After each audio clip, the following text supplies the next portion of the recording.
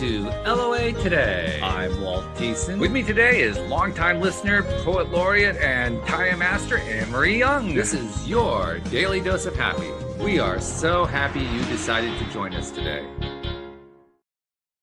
And we're happy to have Anne-Marie back after the last couple of weeks. We kind of missed you around here, so it's good to have you back. Thank you. I missed you guys. I had a great trip. I was saying to you earlier, last week I was jet lagged because I decided to go Christmas shopping after landing, which wasn't the best idea, but I'm human again. You survived. That's the most important part. I did. Well, it's wonderful to have you back. We're really glad. And it's also wonderful to have our guest joining us today because, among other things, she has done the kind of thing that I like to do with my life. She's followed her heart in a lot of different directions that I kind of suspect some were kind of predictable and others were not so predictable, which is really the best way to follow your heart, because then, first of all, you're unpredictable, which is a good thing. But secondly, it means that you're not trying to plan it all out in advance. And I value that very highly because, as you know, Anne-Marie, I went through a time where I was a planaholic, and it's a very unhappy place to be. So when you can get into that place of just going with what your heart's telling you, you can get through anything that way. At least that's what my experience is. Absolutely. It's quite stressful being fully planned, isn't it? Oh, geez, it's ridiculous. I mean, I'm surprised it hasn't been named as an illness, mental illness. Probably some psychologist somewhere is trying to publish a book on it, but we'll get her on the show at some point. But for today, we got Teri, and Teri, like I was saying, you've followed your heart in a lot of different directions. Some of them were kind of projectable and predictable. I mean, you were into telling stories from a very young age, is what I understand. But some of them, I get the sense that they just kind of popped up and said, "Okay, yeah, we'll do that." Absolutely, and even being a writer kind of popped up. Although I've always loved telling stories, I didn't think I was ever going to do anything with it. Like my parents pretty much were like, you don't, being a writer, that's not a real job. That's not a real career, And so I never really considered it as anything other than just like a hobby. I would tell stories to my kids and that kind of thing. I mean, I didn't really think about it as anything more than that. But eventually you get to a point in life where you just say, what do you want? Yes. And I wanted to be an author. And so I became one. Which is a wonderful thing. Yeah, it is. Because among other things, it means that you didn't allow your mind to be blocked by those parental / societal messages that say, well, that's not practical. You can't earn a living that way. So there's no point spending any time on that stuff. It's a waste. But unfortunately, I did spend quite a few years with that as the mindset. But when I finally decided to shed it, I shed it all the way. I just said, it is what I want. And I'm loving doing what I'm doing. And it's opened up doors for a lot of other avenues that you wouldn't necessarily think went along with writing. But I now podcast, I do some public speaking, and all of that came about because I said yes to the writing. Which is a wonderful thing. I love that. Well, first of all, why don't we clue people in? What have you written? I mean, you've published some stuff. Let's tell people what that is. Okay, so I started out writing historical fiction. My first book was called Sunflowers Beneath the Snow. My second book was An Enemy Like Me. And then my third was Daughters of Green Mountain Gap. After I got those three done, I kind of went back in time, and my husband and I had taken a trip across the United States on a tandem bicycle. So 3,102 miles of togetherness. And and I wrote a book called 10 Little Rules for a Double-Butted Adventure. And so it is not a blow by blow and every day. If people want that, they can head over to my website. I kept a blog the whole time. And so you can find out everything. Wow. But this is more about like lessons I learned. So when we come back from the ride, I'm trying to figure all of this out. Like, did I really do that? Like, how did I really do that? Right. So I'm looking at the blog, and as I did, I recognized, look, you learned this and you learned that. And I started writing those down, and I realized that was going to be my next book. So 10 Little Rules for a Double-Butted Adventure. And then I also have a children's picture book that I've written because I have a granddaughter who said, Gigi, when are you going to write a book for me? I said, now, right now, sweetheart, let me Okay. get right to that. And so I now have a children's picture book out as well. Do you find that each book becomes easier and easier to write? No. No. Partially because I keep challenging myself to do more, to do it differently, to think about it differently. The first couple of books were just hard because I'd never done it before. You don't really know.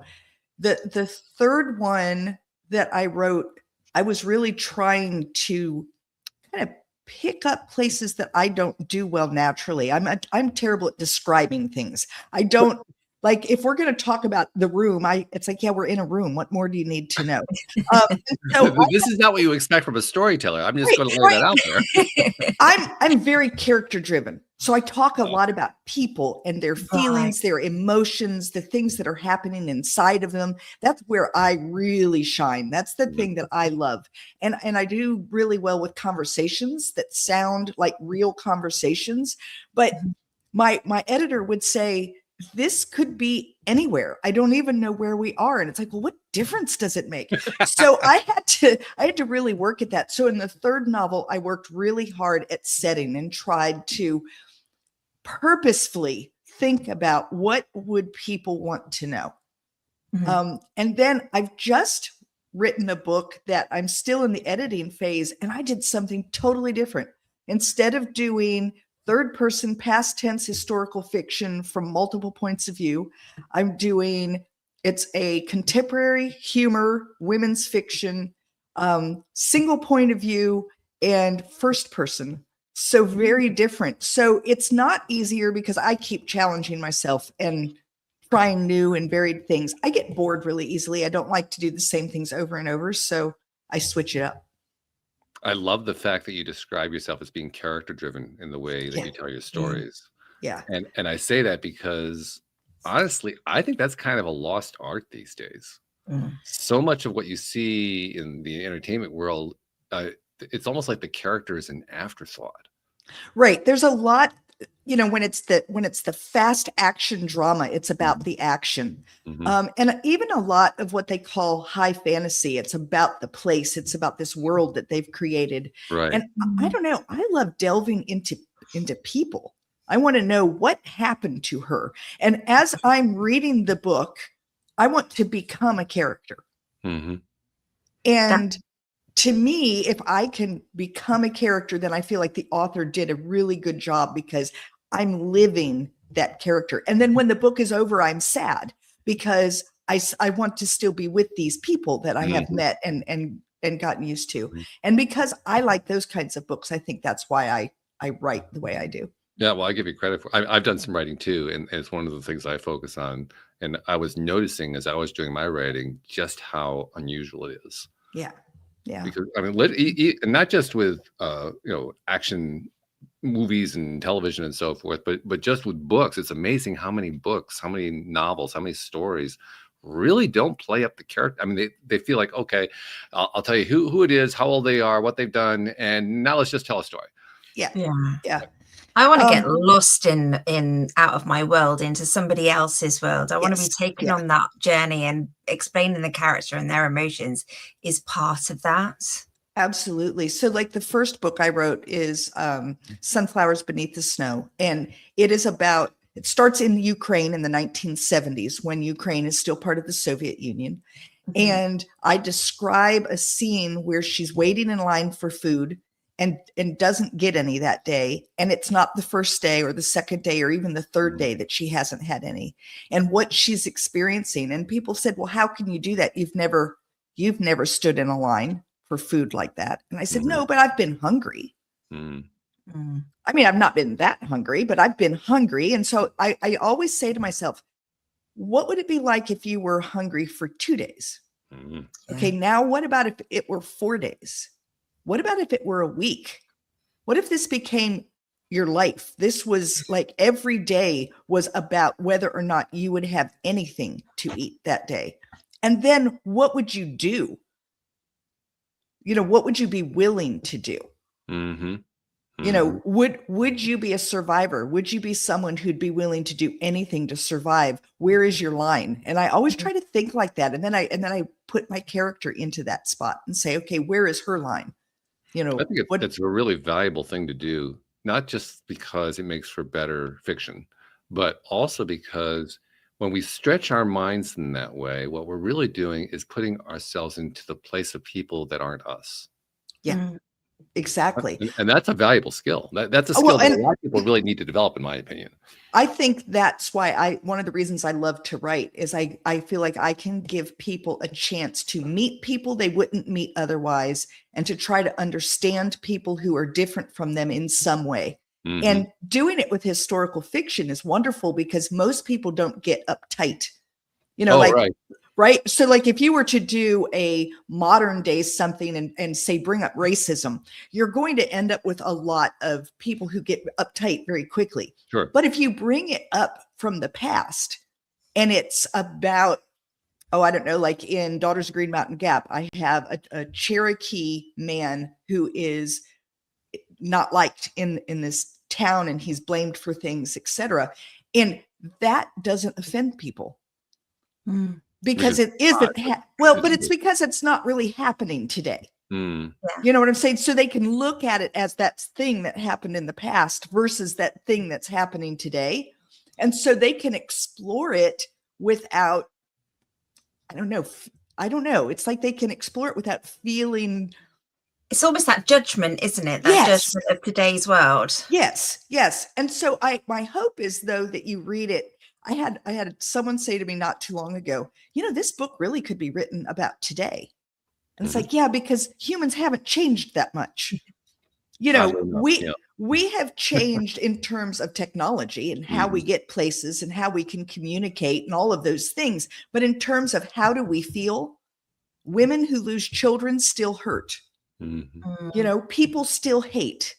Families still have difficulties. You know, laughter is still laughter. Love is still love. All of those things, nothing has really changed. And so to me, writing a historical is wonderful because it helps people get inside of heads and see things. And then maybe they can extrapolate and say, okay, what does that mean for today? Yeah, that makes sense. And on the track of following your heart and exploring things, I mean, storytelling was a big part of it, but it wasn't the only thing that you followed your heart on over the last 10 years or so. I mean, there have been quite a few that were like, okay, here's a tangent over here. Let's go this direction. So I'm sure that you're talking about The Bicycle Ride is one of the big. Well, you already brought that one up. So yes. That's an easy one. Right. So that came about, though, because I had been in an emotionally abusive relationship. I lived in it for 14 years because it was my second marriage and I did not want to be divorced twice. And I'm a very stubborn person. And I figured I would make this work.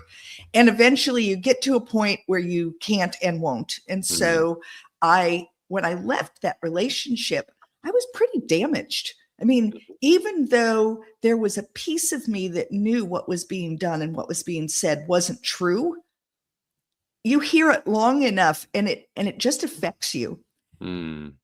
As I'm leaving that relationship, my son had a friend who was walking the Appalachian Trail and I was reading his blog, and it was like I was a drowning woman and had found my life preserver. I read his blog posts like every time they came out, which was not daily because he's off in these mountains and doesn't always have internet, right? But when they would come out, I would read them and reread them and read them again and try to really understand what he was going through. And I thought, that's what I want. I want to do something big and bold, and I want to prove to the world that I have value. Well, the world did not believe I did not have value, but I needed to prove to Teri that Teri had value, right? But I didn't know that at the time. And so I'm thinking that's what I need. I met Bruce, who became my third husband. And at the time I met him, I was never marrying again, ever. I wasn't planning to date again, ever. I was done with that. I'd done it twice. I'd failed at it twice. I'm not good at that. We're done with that. You know, like I'm done. Bruce tells people that he chased me until I caught him. So essentially, essentially what that means is that he just didn't leave. He just kept being there until I grew accustomed to him and recognized that he really was the person that he said he was. But he said, I've always wanted to ride across the United States on a bicycle. And I thought, oh, that would be something big. And so I said, is this something you're going to talk about until the day you die, or are you going to do it? And he said, no, I really want to do it. I said, count me in. Now this, wow. I wasn't planning to marry him. I just figured he seemed nice enough, and why not do a big adventure? Well, I've not been on a bicycle in 40 years at this point. Okay. So this is not Teri doing Teri. This is way outside my comfort zone. And he had a tandem bicycle, and he asked me if I'd like to go for a ride on it. I thought that would be kind of romantic, right? And so we get on this tandem bicycle. I had a great time. He apparently did not. I was not good on the back at all. You know what I was doing. Poor guy. He said it was a struggle to keep the bike upright. I had no idea. But he's an avid cyclist and had been since middle school.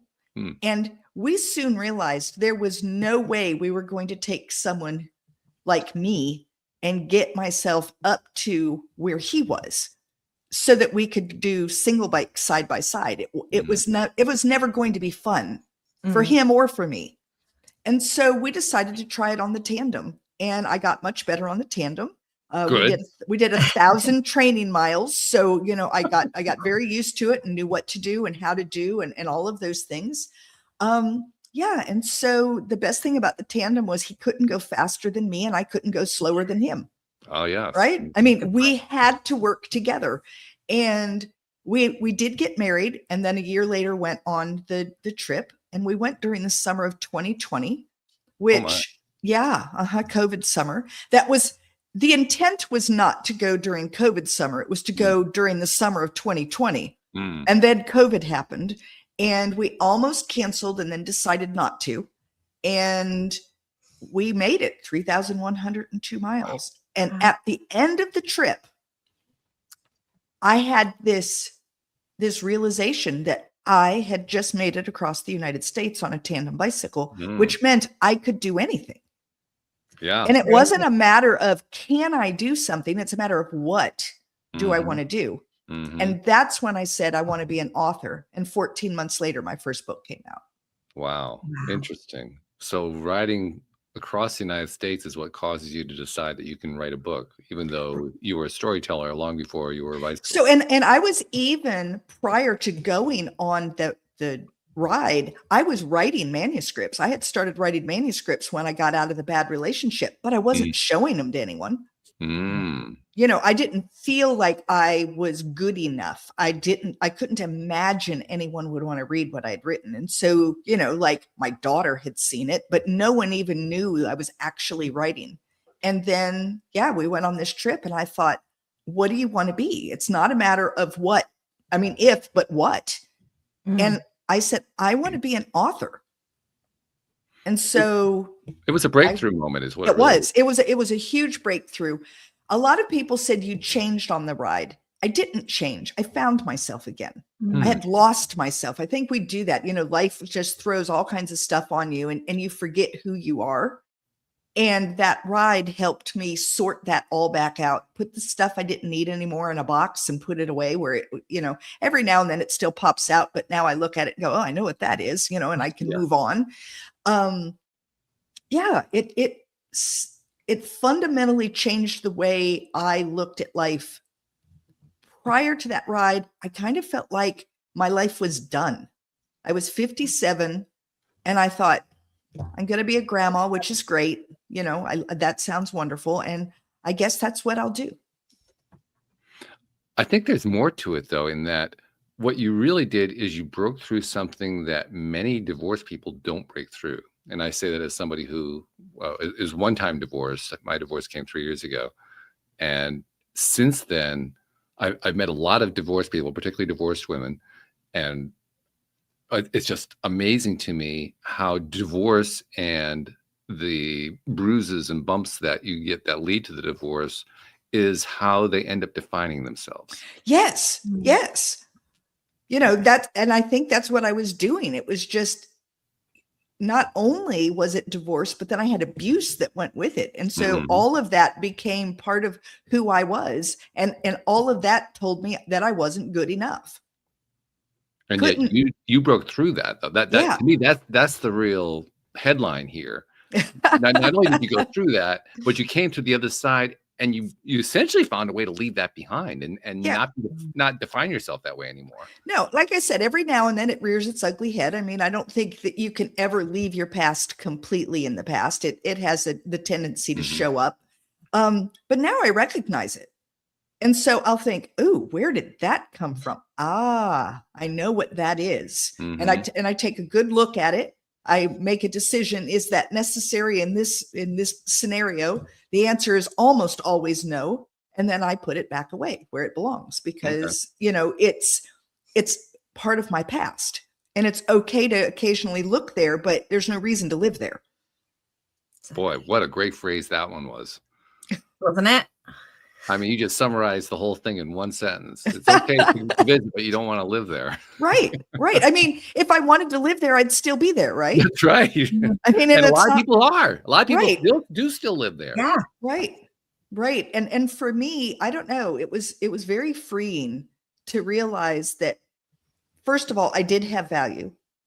That everything that I had been told, those 12 years, 14 years leading up to that wasn't true. That wasn't who I was. And I had Bruce, who completely 100% was behind me. Like if I had said that I wanted to be an astronaut, he would have said, okay, let's go.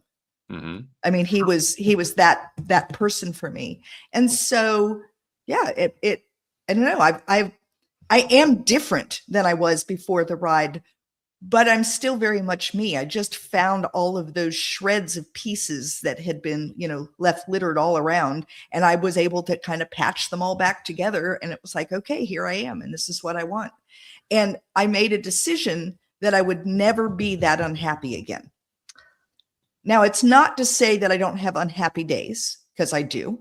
And it's not to say that the world can't throw things at you that can make you pretty miserable, because that does happen, but that I will not stay in a situation that makes me that miserable anymore. And that would be in a relationship, that would be in a job, that would be, I gave up. Someone asked me to be on a committee the other day, and I did it for about 4 days, hated it, completely stressed me out. And I said, yeah, this isn't for me. It's not for me. And I do that now. I give myself permission to say, ooh, that was a mistake. Get out. Whereas before I was, oh, that's a mistake. And now you have to live with it. Yes. And I'm far more likely to just admit that was a mistake. I should have never said yes to that. I'm no good on committees. I really don't like them. Give me something to do. I'd rather do something. I'll cook eight containers of chili, but don't put me on a committee. Right? Like, tell me what you need me to do. And so I'm just learning that it's okay, that I'm still going to make mistakes. I'm still going to assume I want one thing and really need something else. And that when I recognize it, it's okay to say, whoo, that was bad. Let's get out of this and try something new. Emery, this is really fascinating to me, because what I'm hearing as I'm listening to Teri here, as we're listening to Teri, is somebody who's taken, it's a philosophy I've expressed here many times, that you get to choose what your response is to a given situation. You don't control what the situations are, but you can control your response. She's taken that to almost like a new level. Yeah. I mean, as you were saying, I was thinking you've traveled and done a journey across the States, and here you are doing a journey back to yourself. It just sounds like you're just being so free and so authentic and just doing what's good for you. And that's probably kind of more refreshing in the long run, especially with the committee work. Yes. I just learn. The other thing that I've done is I've been able to kind of accept how I do the world. I'm very emotional. I laugh really loud and really hard, and I cry really loud and really hard, and I have everything in between. I'm definitely not even. Right? Like I'm all over the place. And I've always disliked that about myself. I've always felt like I was too much. You know, I'm too emotional. I'm too this, I'm too that. I wish I could. And if you read the blog, there are times where I'm crying on the side of the road because it's just so hard. And in my blog, I would say, I wish I weren't this way. I wish that I didn't cry. I wish.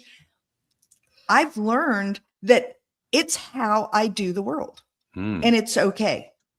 For me, a good cry on the side of the road then kind of clears my mind and allows me to be a little more logical and say, okay, standing here on the side of the road doesn't make any sense. What does make sense? What can I do? What can be done? I can't do that when I'm feeling all the feels. So for me, I have to go ahead and let it out and feel it. And I give myself time to do that now. It's like, okay, scream. It's fine. Walk through the house, rage, throw your hands in the air, do everything that you need to do. And when you're done, come back and we're going to have a little conversation about what needs to be done next. So the first time that happened on the ride, poor Bruce, he didn't know what to do with me. We were just a few days in. It was a hot day. It was long. I was tired. It didn't take too long for the shiny to wear off of this really long journey. And I thought, oh, this is much harder than I thought it was going to be. And we're standing on the side of the road. There's some cows in a pasture. There's this one tree, and I'm sobbing.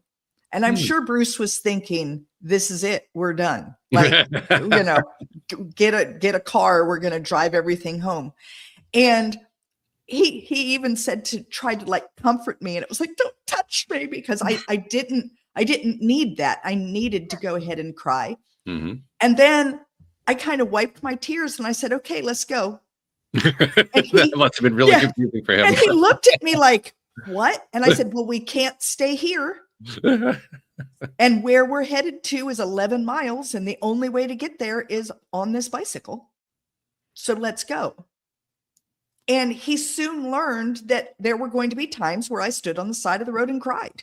And that it was okay, that I was going to be okay. Let her have her moment, you know, but it's the same thing that I do, like when I see something beautiful. You know, I walk over, I live at the beach. So I walk over the dunes and, right? I have yet to see a sunrise that is the same as the sunrise before. Every time I see one, I am in awe over what I'm seeing. And so for me, I don't think I could do that if I didn't also do the cry thing. Yeah. I don't think you get to just have the big good emotions if you're not going to also have the big bad ones. Oh, yeah. Right. And so I spent so much time wishing that I were flat when really that's not what I want. And so now I've just accepted this is who I am. And some people kind of laugh at it and call me emotional and do all the things. And that's fine.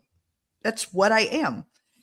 The only thing is when people tell me I'm too emotional, I tell them, no, I'm just emotional. I think people are so scared of letting their own emotions out, and they want to sit them, bury them, and then locked away. And then when other people show their emotions, it just makes everybody so uncomfortable. But actually, as a writer, and you're invested in your characters, that's your hidden gift. Yeah, not even hidden anymore, is it? Because you're letting it out. Whoa. That's your gift. Yeah. So for me, it's been very freeing in that way as well, to realize this just is who I am, and it's okay. I don't have to be something different. That's very empowering when you can come to terms with yourself as you are. Yeah. Because really that's the challenge we all face. We may not think about it that way. So much of it's really fascinating how often humans will try to deal with their various problems through external activities. We're getting more and more people who are recognizing the importance of going within, but still, even to this day, I encounter people all the time who it's very clear to me they're trying to resolve their issues by doing things externally. Yeah. And there's a part of me that wonders, okay, so when are they going to do the internal part? I don't say that to them. I mean, I don't want to insult them or anything. And you know, the thing is I think that you kind of need both. Oh, yeah. I mean, you sometimes have to have something external that helps you get to the place where you can then sit with yourself, you know? But I don't think you have as much trouble doing the external. I mean, No. I think it's not that's the easy I mean, part. there are a few people who are going to kind of be, kind of trapped. Like, I can't really do anything. But for the most part, I think most people can do the external stuff. It's the internal one that's the hard one for most. Right. Right. Yeah. The internal, the sitting with it. Yeah. The looking at it, the deciding what's necessary and what's not, the putting things away in boxes you don't really need anymore. All of that's tough work. And being okay with it, being okay with who you are and how you express and what it is that you think and what it is that you feel. And so being okay with all that. Yeah.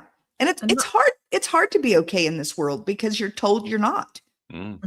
You don't have to be in an abusive relationship to be told you're not. All you have to do is get on social media and you'll find out you're not right away. I mean, seriously, it doesn't take long. People break off into groups and point their fingers at other people. And, you could say it's politics, but it's also over whether you want pineapple on your pizza or whether you believe that formula feeding is okay, or whether or not you're going to feed your child anything that was sugar in it. All of those things can cause people to believe they're not good enough. I look at my daughter right now. She's a mom of 3. She's going to have her 4th. And she has all of these expectations because of social media, I think, but about what is she feeding her kids and are they getting enough exercise and do they read, are they reading the right books and do they do enough or too much family stuff? Is she a helicopter parent or is she just cautious? Like all of the things that she's worried about. Yeah. You don't have to look far for the world to tell you you're not okay. Yeah, well, and I also think that I call this the blame-ridden society or the victim-driven society. And I think that blame-ridden, victim-driven society is driven by the fact that most people won't look within. Yeah. It's a lot easier to point your finger at somebody else than it is to deal with your own. Of course it is. Of course it is. Because, I mean, who really wants to look at the ugly inside of themselves? Yeah, that's uncomfortable. I mean, it's very uncomfortable. And so it's much easier to point the finger and it's your fault, and that's what you're doing. It has nothing to do with me. It's all about you. And I think that's human nature that we say it's a now thing, but I think it's been going on forever. Oh, I mean, God, it's always been yeah. The circumstances changed. My parents grew up in the Great Depression, so that was certainly different from my experience or your experience or Anne Marie's. But I mean, it was people just going through stuff. That has gone on for as long as ever. Around. Yeah, right. Yeah, I think we got the root of it right there. I'm curious, Anne Marie, which parts of these are of what we're talking about here? What's resonating the most? The reason I ask Anne Marie this, Teri, is Anne Marie is not only a co-host, she's a former listener. So that's kind of like my way of tapping in. Okay, what's the listener listening to right now? So what are you grabbing? I think for me, I love the fact that you're just unapologetically you. And I just think that's a massive breath of fresh air. But I love the fact that you've come from that. You said your parents said, oh, you can't make a living from that. And you can't do this. And you've been told this, that, and the other. And you've just gone, no, this is what makes my books so good. This is what makes my stories. And I'm loving that element of this story today. Because just watching you be so free and just so wonderful and bright, and it makes you want to read the books because that's going to transform into those characters. Well, thank you. That's awesome. Yeah, when you get that kind of a feedback, you realize you've gotten somewhere. You've done something. Yeah, it's still hard. Something I've realized is I still don't take compliments well. People say something like that, and I feel like going, "Oh, not me. Oh, oh, I'm just being me, and I am just being me." And so it just feels a little awkward, when people say something like that. But yeah, I am me. I still struggle. It's not that I just, go through the world and there are times where I'm with certain people or in certain situations where I try to make myself small, or hide part of who I am because it might not go over so well with this group or whatever. I mean, I think that will probably always be part of life because you try so hard to fit in. And sometimes that's, that means that you're not unapologetically you, It's interesting. I have my youngest daughter has Asperger's, which is on the spectrum. So on the autism spectrum. And I've always since raising her and watching her, and she's now an adult and doing life, and she's, everything's great. I wished I was more like her. Because she is unapologetically who she is. Yeah. Because she doesn't know how to be anyone else. Yeah, there's no filter. Yeah. Right. And so she is who she is with her neighborhood friends, is who she is with her church friends, which is who she is with her. She there's just one of her. And you either like her or you don't. Right. But those people who like her. Right. Whereas you look at a lot of other people and you think, those people who like you, do they even know you? Like, have you let them know who you are? Yeah. And, we say that, having autism and that inability to be so many different people is like a problem. And I almost wonder if we don't have it backward. Oh, I agree. Right. She's got it right. And the rest of us are struggling with trying to fit in, and she doesn't try to struggle to fit in. She is who she is, and you either like her or you don't. And it doesn't even bother her if you don't. No, it's not even relevant. No. I've had co-hosts who are on the spectrum. Yeah. And I mean, first of all, they don't consider it to be any kind of something that holds them back at all. They actually consider it to be a superpower. Yeah. Yeah. And I think it is in a lot of respects. Yeah. I think, but like any superpower, there's the other side of it, which does make it harder for them in social situations and other things. I mean, there is that, but I don't know, the superpower part is just being able to be who you are and really not worrying. There was this thing that I helped put together in a small town. We were trying to do like a big storytelling thing where people would stand up and do oral storytelling, because that's something that's dying. And I just loved this idea of working with this lady that wanted to do it. And my daughter decides that she is going to stand up and tell a story. Okay. Which, she was 17. She's on the autism spectrum, and she stood up and told a story. Okay. And it was, I would say, on a scale of 1 to 10, it was maybe a 7.5 or 8. Not bad for someone who just stood up for the first time. Yeah. And I said to her, weren't you afraid? Didn't you get stage fright? And she was like, stage fright? Like, why? And I said, well, like, worried whether or not anyone would like it. She said, I didn't tell it for anyone to like it. I told it because I wanted to tell a story. And, if they liked it, that's great. And if they didn't, well, there were other stories they could listen to. I mean, she didn't have any. And what's crazy is that my oldest daughter was in the audience sitting next to me watching her, and she was maroon and totally embarrassed the entire time her sister was standing up there. Really? And I said, why are you, she's doing fine. Why are you embarrassed? And she said, someone has to be. Right. And so it's just kind of crazy. This ability to be who you are. I'm 62, and I think I finally have a handle on it. It's a shame I had to wait so many years to get to that point.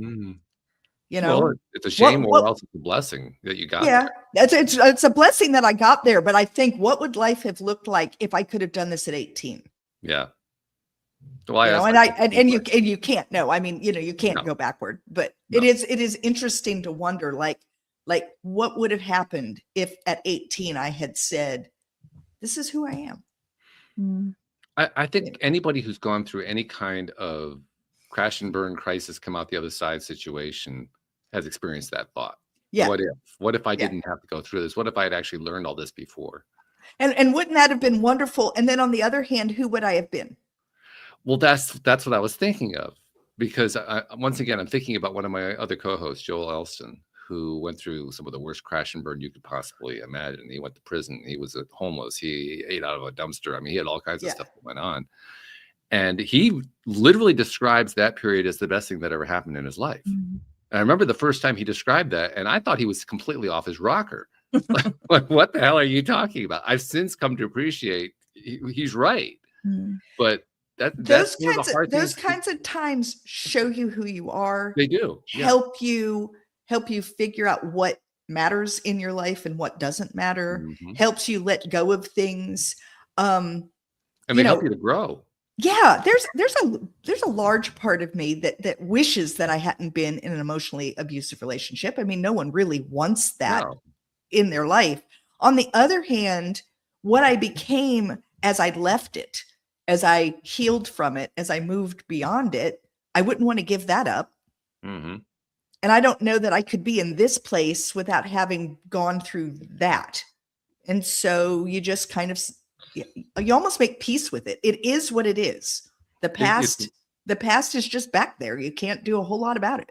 and it's a pattern that plays out over and over again, because literally guest after guest, no matter what their career path was, no matter what their life path was, they went through some sort of crash and burn, came out the other side, and they all point to the same thing and say, yeah, I don't want to live through it again, but it was the best thing that ever happened. Right. Like there's no way I'd like, no, I'm not going back to that relationship. Are you out of your mind? Like, Right. no. And I don't ever want to be in another one like that. No. But having been in it, I learned some very valuable lessons about myself, about others. I also now feel like I have an opportunity. I've talked with a lot of women. I can spot abuse 1,000 miles away. I mean, no, I can look at, and I'll think, oh, I see what's happening here. And it allows me to offer, not advice, no one likes advice, but just to offer insights, Mhm.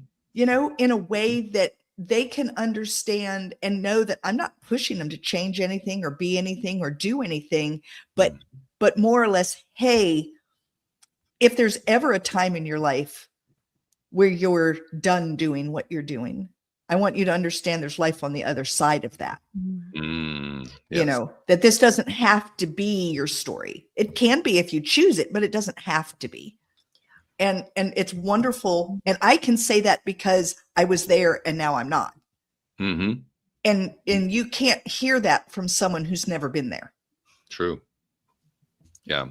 But even more when you have a conversation with, like we so often do here on the show, or you get to know somebody who has gone through something like that and they've come out the other side and they've changed as a result. They've grown in some way. They learned something from it, some valuable lesson, whatever.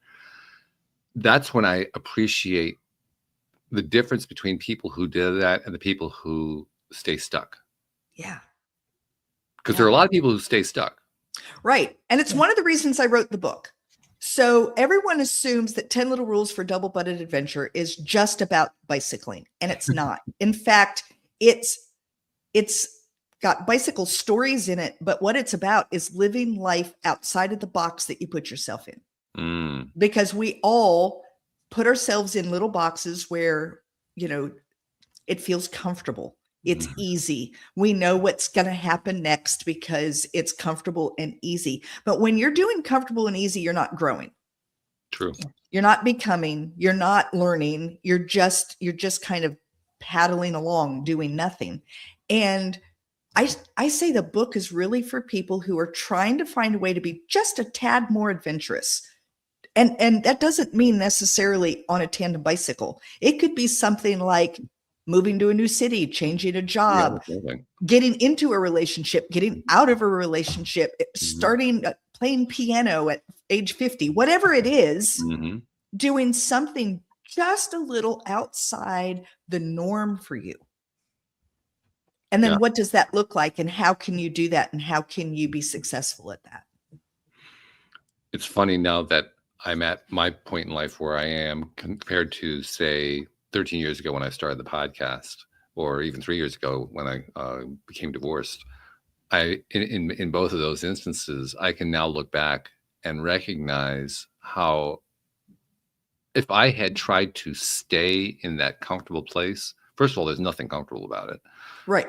Secondly, it would only have just made my life even more miserable than it was at that time. And it was pretty miserable at both of those times. But it would have been even more miserable if I just stayed there. But even in misery, people feel comfortable because they know what to expect. Oh, yeah. And just because you didn't like it doesn't mean that it wasn't comfortable, because you knew, because what's on the other side, you don't know what's on the other side. So the other side is scary. So it's better to stay, it's, what is that? The devil is better than the devil you don't. Right. And so I think that's what happens is people become stuck in bad things, not necessarily abuse, but just in things that are no longer serving you. Yeah. Mhm. And the reason they don't move forward is because they're terrified. What is on the other side? What if I make a mistake? And I now say, yeah, I'm going to make a mistake. I don't even worry about it. The likelihood is I'm going to make a mistake or 2 or 6, and it's okay. Because normally you have a chance, unless you're doing things like killing people, you have a chance to fix it. Right? So, you get on a committee, it's no good for you. You get off the committee. Some people don't like you because you said yes and then said no. Oh, well. I mean, you learn. You're going to assume and make mistakes and try things that aren't good for you, but you don't know until you try it. Mm-hmm. And I guess what I was trying to point to is that I can recall what it's like to be in that stuck place. I have a hard time remembering wanting to stay there. I know that I did because I was there. Right. But trying to remember what that felt like is very hard to do.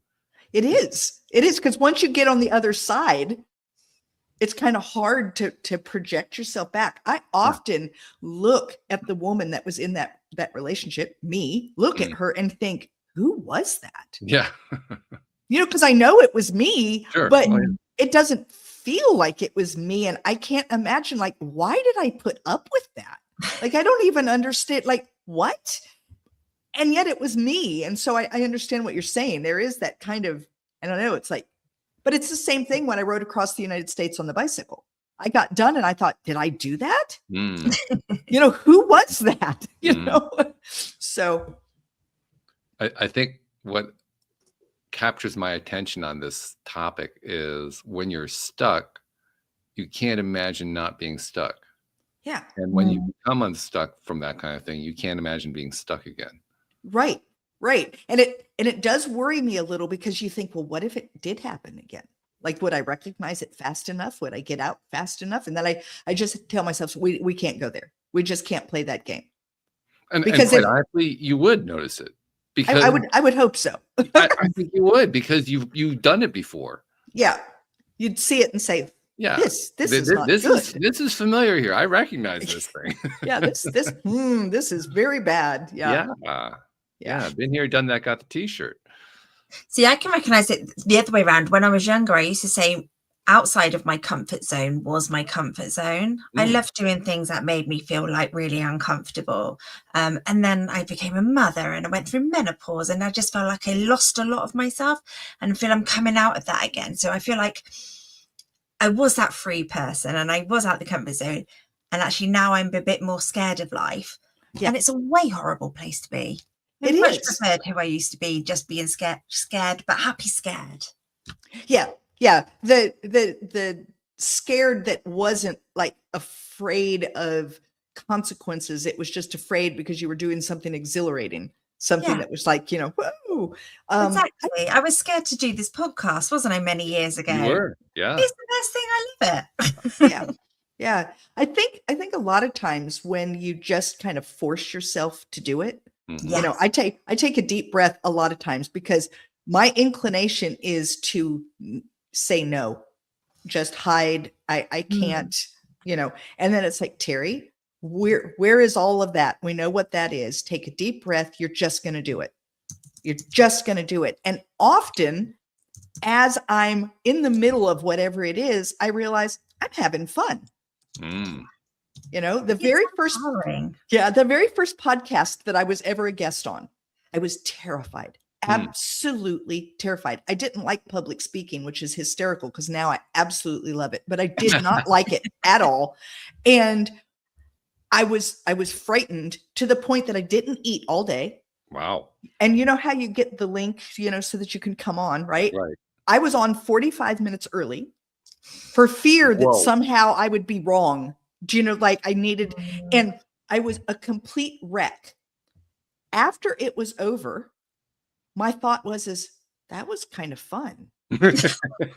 I might do that again. And so I did another one. And before long, I now have my own podcast as well. And I'm on podcasts all the time and I love it. And then I was like, well, I wonder what it'd be like to do this in front of an audience, Mm. like live, like Mhm. with them staring at me. Yeah. And so I tried a few of those, and the first one was, terrifying. And I thought that I was going to lose my lunch, and the blood was rushing through my ears so loudly I could hardly hear myself. And I wasn't even sure I was making any sense.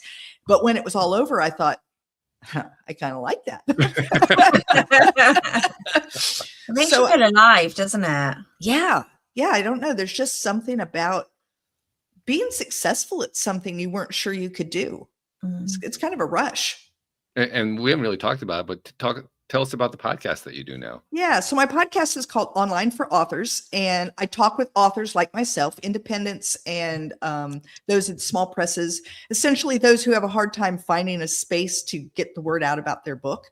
Mhm. I, as an author, love it when a host has read my books, because especially if we're going to be talking about a book, and that was the purpose, because otherwise the conversation feels odd, stilted. They only know what they know from the back of the book or from someone's review or whatever.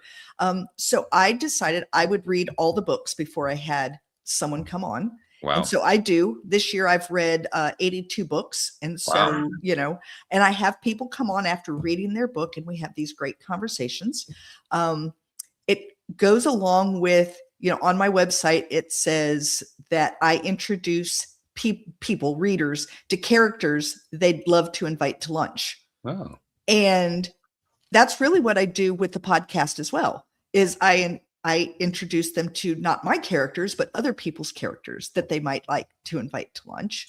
And so it's a lot of fun. If, for people who don't know what to read next and who are tired of only reading what's on the New York Times bestsellers list and would like to expand beyond that. And I highly recommend that. There are so many good books out there. Oh, it's ridiculous how many get published every year that people don't know about. Yeah, absolutely. Yeah. So. And how cool that you are taking your passion for characters and bringing that passion to other people's characters. Yeah. Oh, I love it. If there's a good character in a book, I can read just about any genre. I don't like horror, and I don't like it because I have a very vivid imagination, and I can't sleep. So I can't read it because it really, it'll bother me for weeks, and that's not good for me. And then I don't like to read smutty stuff just because I don't enjoy reading it. And second, I'm not going to talk about it on a podcast. So, those are the two that I don't read. Well, you know what your limits are. That's good. Yeah. The main thing is you don't let the limits stop you from exploring the stuff that you do want to explore. Well, and it's interesting because I would have said that I didn't like fantasy books, and that's not true. I like a fantasy as long as there's good character development. And some fantasies are what they call high fantasy, which are the ones that are very detailed about their worlds, tend not to be something I enjoy because they're more worried about the world than they are about the people in the world. Yes. But the fantasies that I think they're called low fantasy, I don't know why we use words like that, but low fantasy, I tend to like a lot better because the characters matter. Right. And then I can get involved in that. Now it doesn't matter that some of them have wings and look like pigs. That doesn't matter to me, So I like that. That's really, really good. I'm enjoying the conversation. I'm really glad that you've come on to talk about this because we're tapping into something that is really very important to me. I mean, kind of characterization is actually kind of a small piece of that same puzzle, because characterization is about exploring a person in a way that you never explored before. And that is the act of breaking out of a comfort zone. Right. So it's like a microcosm of the larger topic of breaking out of your comfort zone and living outside the comfort zone. Something that personally I've come to embrace over the last 10, 15 years. And I mean, I can't even imagine what it's like to go back to a comfort zone. If I ever had to be, if somebody put a gun in my head, said you got to live in a comfort zone, I'd say pull the trigger.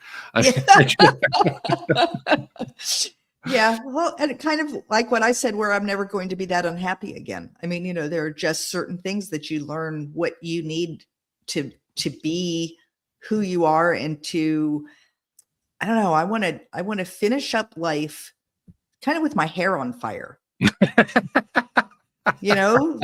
Like I don't want to be sitting in a rocking chair knitting. That's not what I want to be doing. Yeah. You know, I want to be living. I want to be trying things, trying new things, experimenting, seeing, you know, I'm learning to play the piano. I'm no good, but I'm learning to play the piano. I want to learn to play the violin. Actually, I want to learn to play the fiddle. I would love fiddle music. I think that is just remarkable. I want to learn to watercolor. Wow. I dabble at all kinds of weird little things. I've tried ballroom dancing. I've learned to play bridge. There's a lot of things that that's what I want to keep doing. Yeah. You know, I want a list of things that Teri's going to try next. Sounds to me like your biggest challenge at the moment is probably time to get time. all that in. Yeah. Time. Yeah, because you figure I'm writing, I'm podcasting. And then I have other things that I do. I play bridge every Thursday with the ladies, and I like to walk on the beach, and I have a very large family. My husband and I, when we married, he has 3 daughters. I have 3 daughters and a son. Wow. Between us, we have 11 grandchildren, 2 great grandchildren. So I love family, and I'm very involved with family, and all of that. Oh yeah. People say to me, when do you sleep? And it's like, yeah, I've got that scheduled. Don't worry about it. It's time to sleep. Yeah. Yeah. It's one of those afterthoughts. Like, okay, I'll get some sleep in. Sure. But I've got too much to do. I can't spend a lot of time on that one. I can't spend a lot of time on that. And every now and then, this morning was one of those. I had my alarm set and the alarm went off, and I thought, I need another hour. I need it. And so I thought real quickly about my schedule and said, I can do it. And so I'll probably have some things to do this evening that would have normally been a quiet evening, but I needed it. So yeah. So I do sleep. So for those who wonder, what you're talking about is tapping into, you're really talking about staying in the heart. I mean, that's what all this is, following what's in your heart and doing that moment to moment, literally every single day without exception. Yeah.